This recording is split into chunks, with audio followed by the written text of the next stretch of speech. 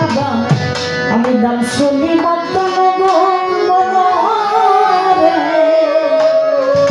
এই পৃথিবীর মধ্যে কাবা আমি নাম শুনি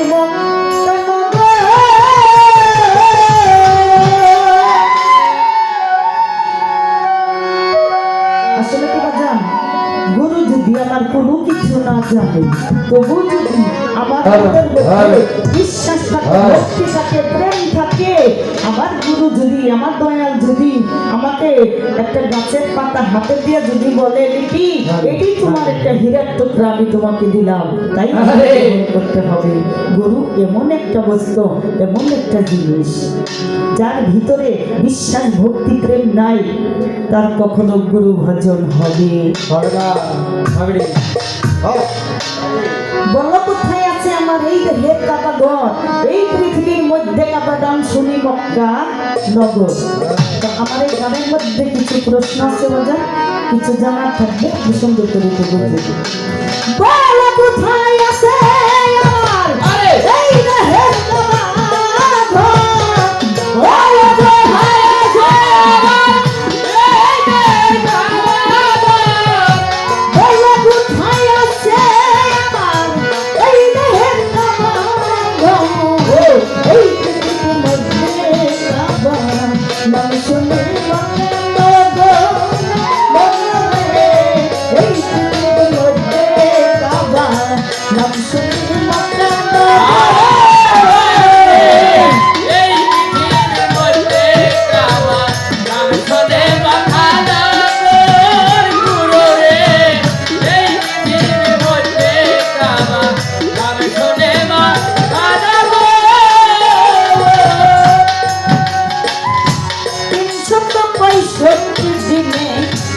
একদিন হজ করে মক্কায় কোন মাসে কত তারিখে হজ হইবার দেহে কাবা কোন মাসের কত তারিখে হজ হইল দেহে কাবা কোন মাসের কত তারিখে হজ হইল দেহে কাবা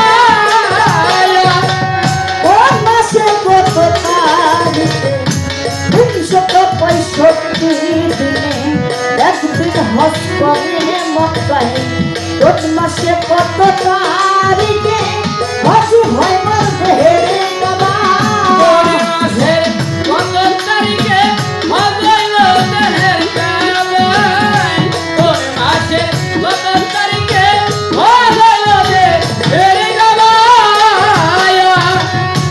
ওরে আমি পাচ্ছি না যাইতার সাথে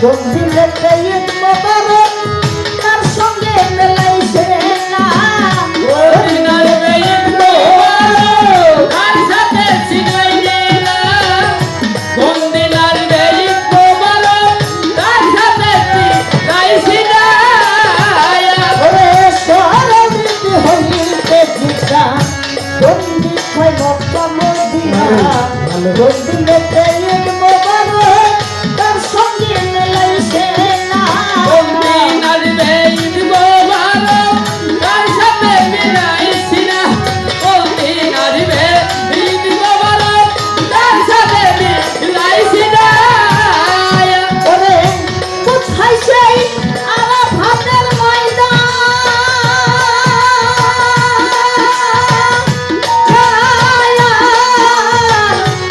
দিয়ে দেবে শয়তান খুশিয়ে তাই জানলে সন্তান হলো মরে সেই খাবে খুশিলে জানলে সন্তান হলো মরে সেই খবর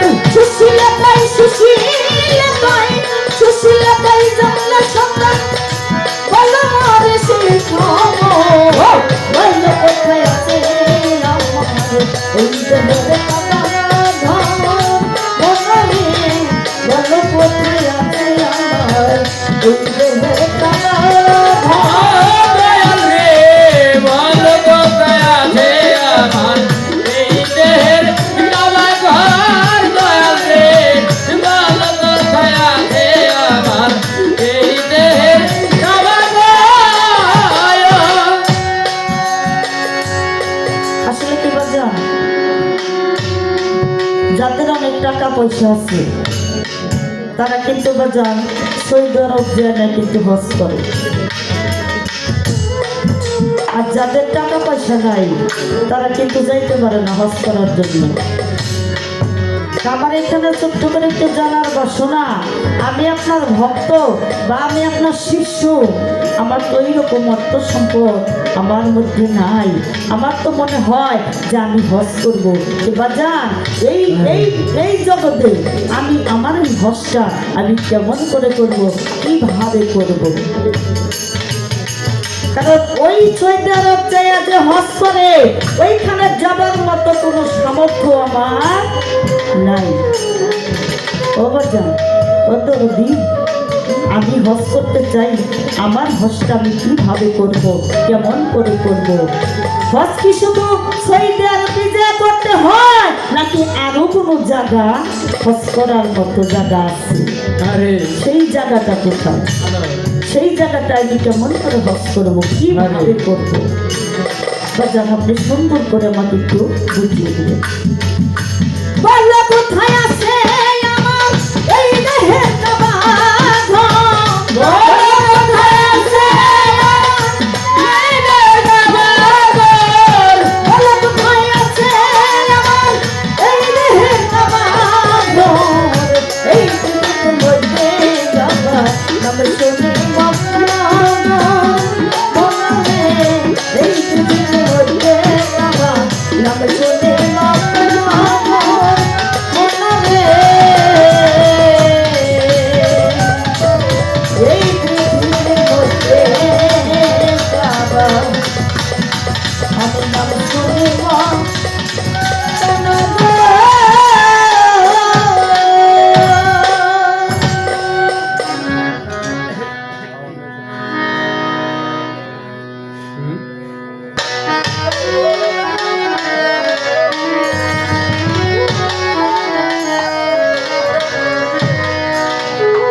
আমার বাজারে আমি থাকবো তোমার সরো দাসী হইয়া।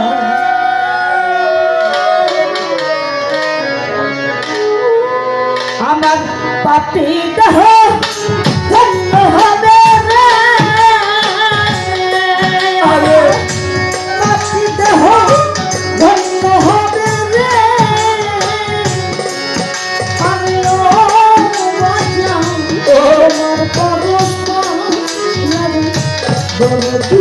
আরে থাকবে তোমার চরণ দাসী আমি জন্মে জন্ম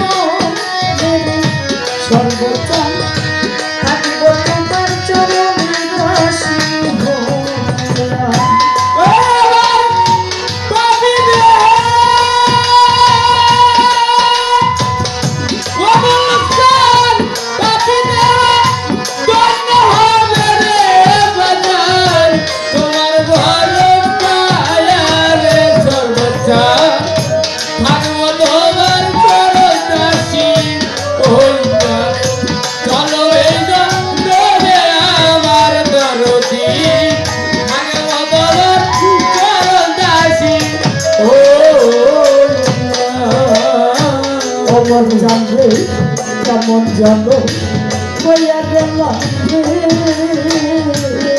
বাজান ওই রূপ দেখি আরে ও বর্ষায় ওই রূপ দেখিয়া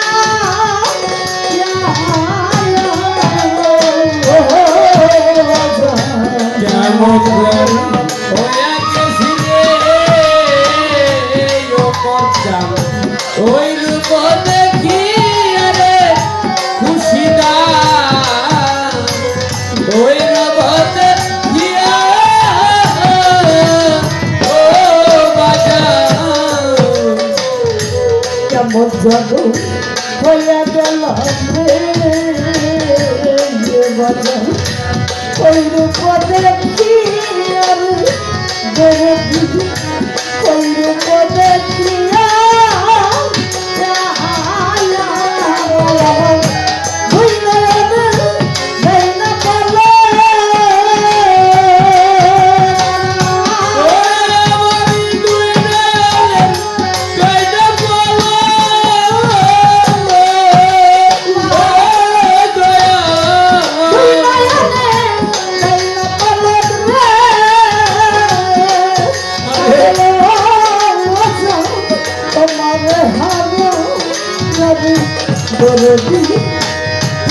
তোমার চরণ দাসী হইয়া জনমে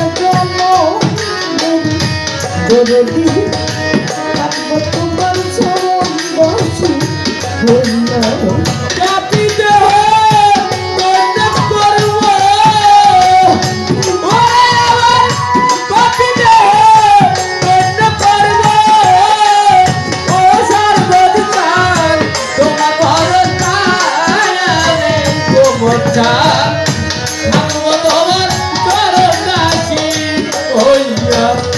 জলবে আমার দরদি থাকবো তোমার দরদাসী ও কাঙ্গালেরও বান্ধব তুমি রে আরে বড় বাবা ওই আসলো গায়ে ও মরচাম তুমি কই আসলো গায়া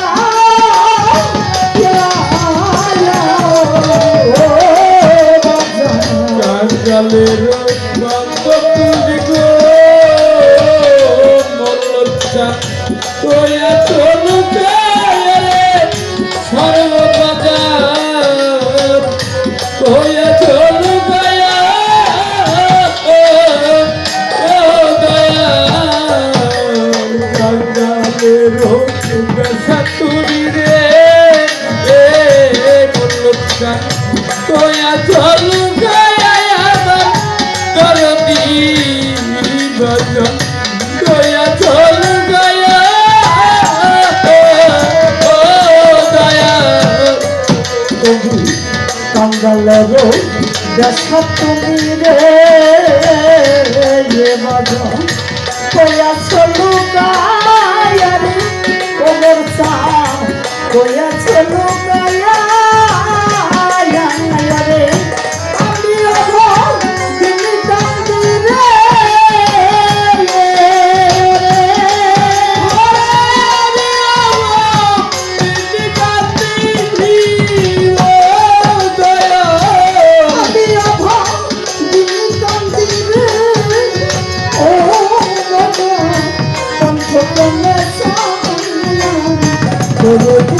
আরে তোমার চরণ দাসী হইয়া জগনে জন্ম দরদি থাকবো তোমার চরণ দাসী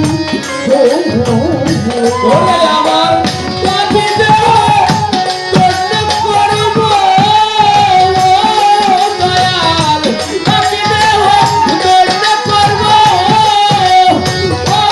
মুক্তার তোমার ঘর পায়ারে ও মোচান থাকবো তোমার চরণ দাসী হইয়া চলো রে আমার বাবা থাকবো তোমার চরণ দাসী ও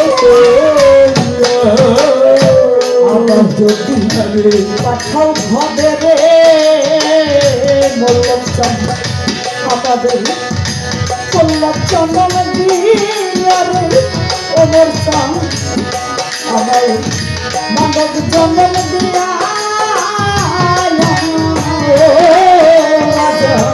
আমার গরে রাধাবারে দয়ার তুলো জলর দিয়ারে ও মোর জান মানব ঝলক দিয়া দয়া আবার যদি পাঠাও ভাবে রে মানব জন্ম দিয়া রে মল্লব চাঁদ মল্লব জন্ম দিয়া ওরে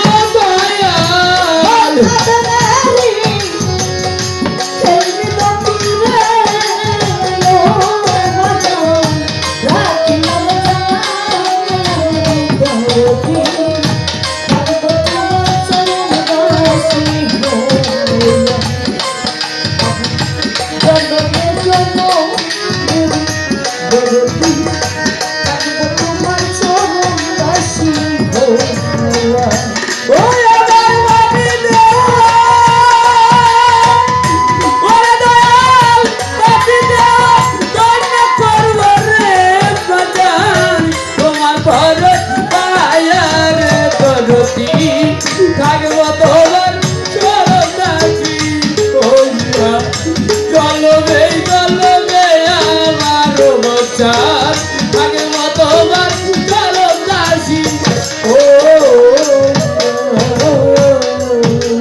আমার ভ্রমণ নামের একজন ভক্ত ছিল আরে তুলাচাঁদের দরবারে এমন কোনো কাজ নাই, যত নোংরা আবর্জনা ছিল সমস্ত কিছু নিজে হাতে পরিষ্কার করত। দীর্ঘদিন হওয়ার পর দয়ালে ডাইটাই না বলতেছে ভ্রমণ বাবাজান আমার এই দরবার থেকে তোমার এখন এই মুহূর্তে চলে যেতে হবে, আমার এই দরবারে তুমি আর থাকতে পারবা না। আমার ভ্রমণ তো দুই চোখের পানি ধরে ছেড়ে বলতেছে বাজান গো ভাই যাব কি করিব যাবার মতো কোনো জায়গা আমার এই দুনিয়ার মধ্যে নাই। যে তুমি কোথায় যাবা কি করিবা, মানুষের বাড়িতে বাড়িতে তুমি ভিক্ষে করে তুমি খাইবা, এই মুহূর্তে আমার এই দরবার তোমার ত্যাগ করতে হবে, এই দরবার থেকে তোমার চলে যেতে হবে, এই দরবারে তুমি থাকতে পারবা না।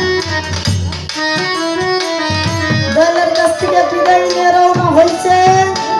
দীর্ঘদিন পরে ওই ভ্রমণের কাছে একখানা চিঠি আসে।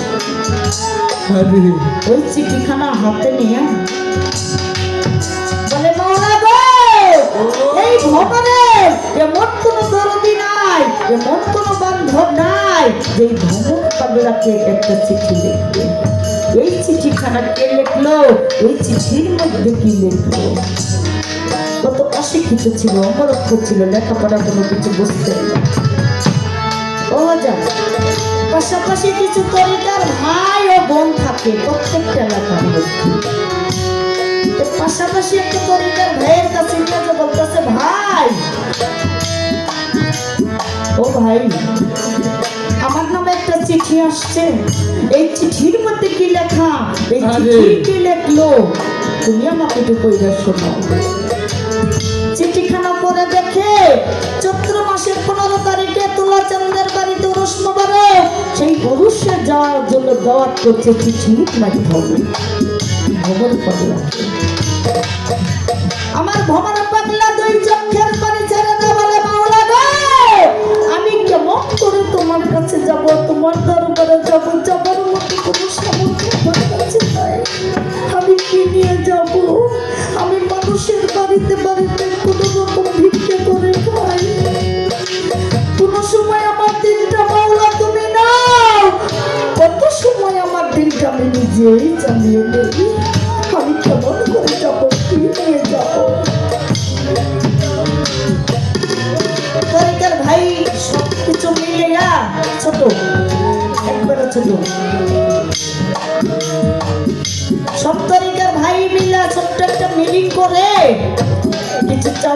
যে যেরকম পারে, যার আওকাতে যা জুটেছে। এখন ওগুলা কিভাবে নেবে, দয়ালের দরবারে কেমন করে নেবে? এক তরিকার ভাইটা বলতেছে, কেন আমরা ভ্রমণ পাগলাকে সঙ্গে করে নিয়ে যাব, আর এই ভ্রমণ পাগলাকে এই চাউলের গাঠটিটা দরবারে নিয়ে যাবে। ভ্রমণ পাগলা তো কথাটা শুই না খুব খুশি। আরে দয়ালের দরবারে যাওয়ার মতো কোনো সামর্থ্য নাই, কোনো যোগ্যতা নাই। ও যদি ওই চাউলের গাঠটিটা নিয়ে তবু যদি আমি দয়ালের দরবারে প্রবেশ করতে পারি, আমি তবু যদি দয়ালের দরবারে আমি যেতে পারি, তবু আমি যাব।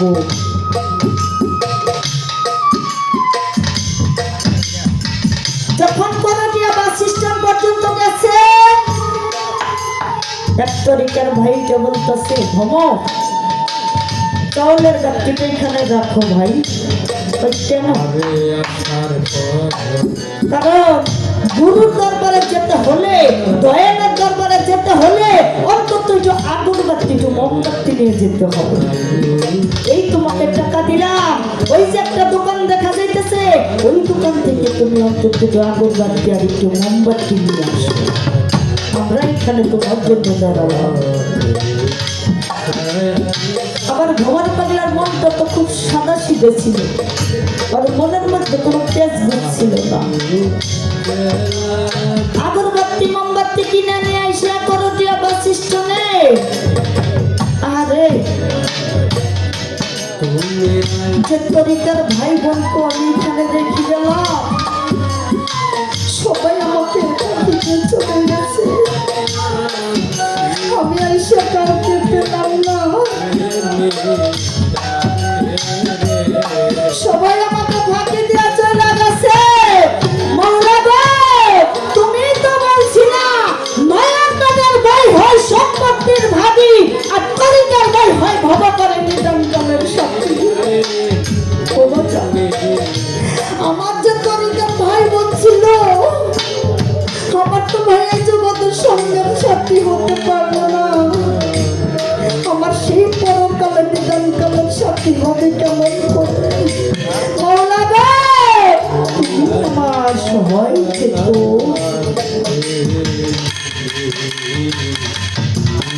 বাবাজান, ছোট বাবাজান, যদি কোনো ভক্ত, যদি কোনো শিষ্য বিপদে পড়ে যদি দয়ালের নামের দর্শন,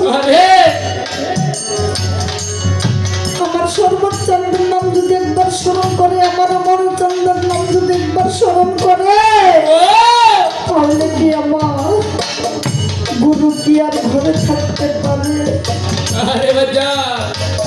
যখন পরীক্ষার ভাই বোন দরবারে চলে গেছে, আমার দয়ালে বলতেছে, এক এলাকা থেকে তুমি এতগুলো মানুষ আসছো, ভ্রমণ পাগলা আসে নাই? না বাজান, ভ্রমণের সাথে যদি আমাদের দেখা সাক্ষাৎ হতো, তাহলে আমরা সঙ্গে করে নিয়ে আসতাম। আমার দর্দি বলে যে আমি তোমাকে গুরু, আমি তোমাকে দয়া, তোমরা আমার ভক্ত হয়ে শিষ্য হয়ে আমার সাথে মিথ্যে কথা বলো। কেন বাজান? কি মিথ্যে বললাম? যে যে চাউলের গাঠটিটা আমার দরবারে তোমরা এনেছো,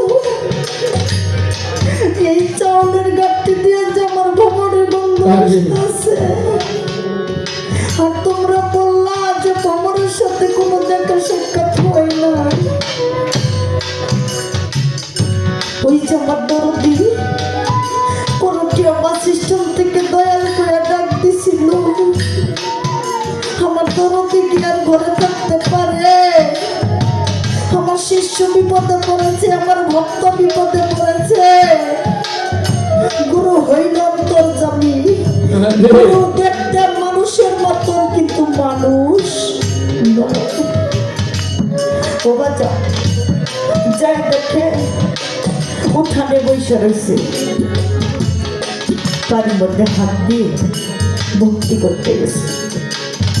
বাবাজান দাঁড়াও, ও বাচ্চা আমার তার মধ্যে হাত দিয়ে তুমি আমাকে ভক্তি করো না। কেন বাজান? বাজান দিয়ে আমার পা দুটো যে ফুলে গেছে, আমার পা দুটো বড় বড় টুকসা আছে,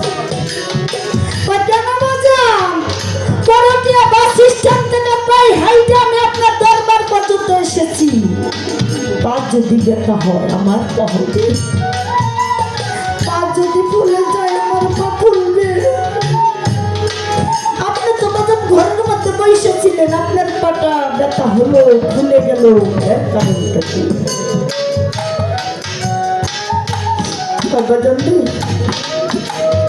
যখন করুণা বাস সিস্টেম থেকে তুমি আমাকে দয়াল করে রাখতেছিল, আরে ও বাজা, আমি কি আর আমার থাকতে পারি?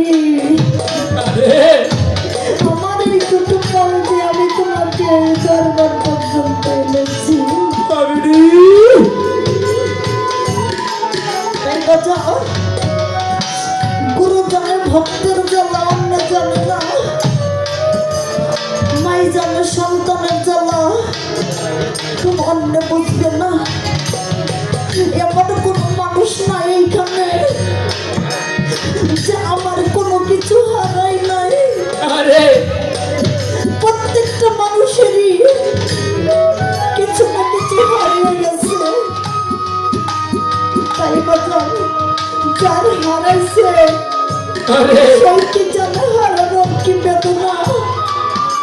যার কোনো কিছু হারায় নাই বাজান, সে কখনো বুঝবে না যে হারানোর কি যন্ত্রণা।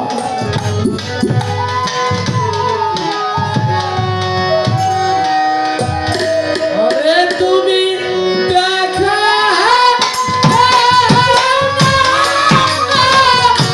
কথারে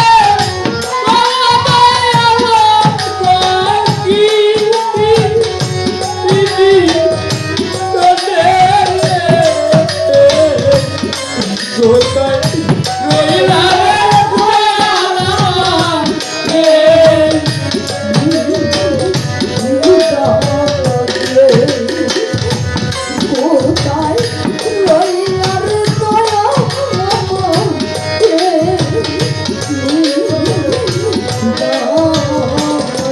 কোথায় রইলা রে ভগবান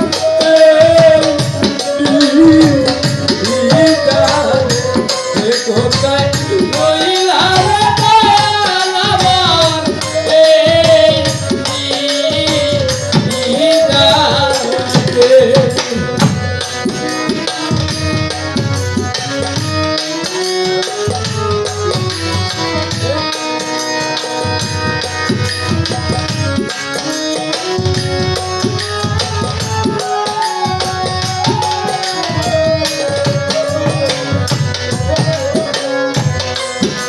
আসার পথে দয়ারে সামাইয়া ওরে আমার আয়ু বেলা যায় আই নবী ইয়া আরে আসার পথে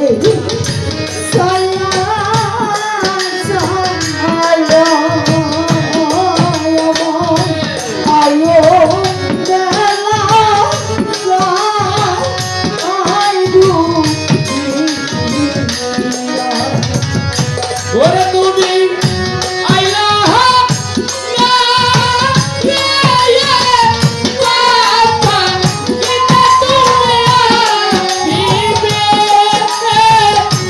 এমনি তাদের কোথায় রইলা রে দয়াল আমার ইহিতানে কোথায় রইলা রে দয়াল আমার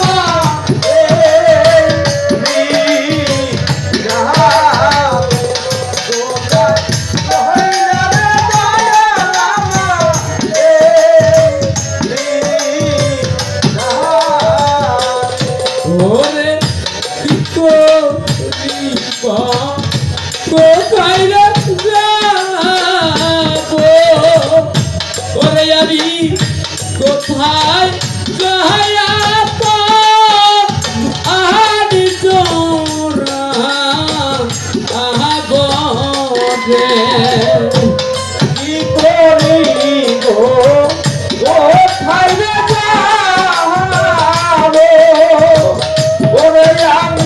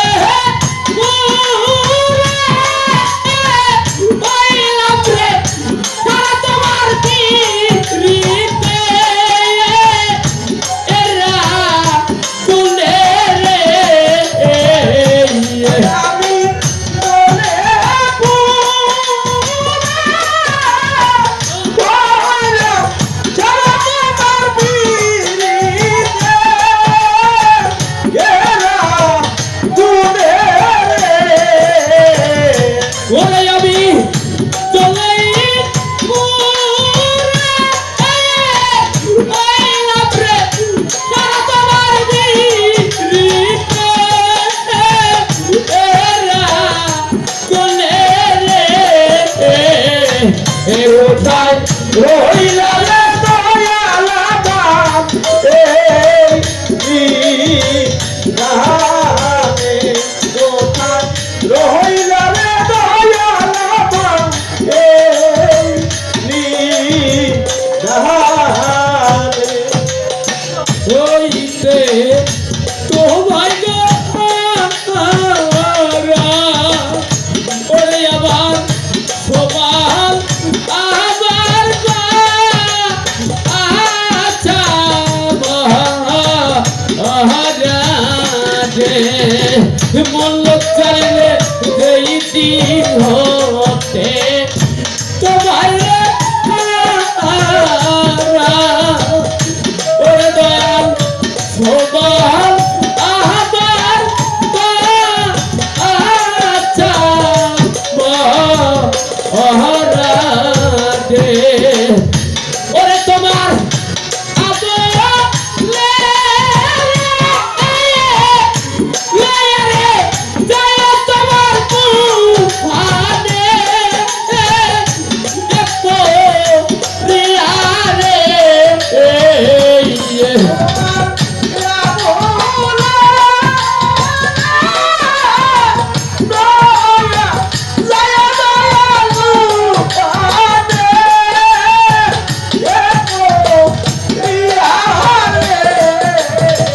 ওরে দয়াল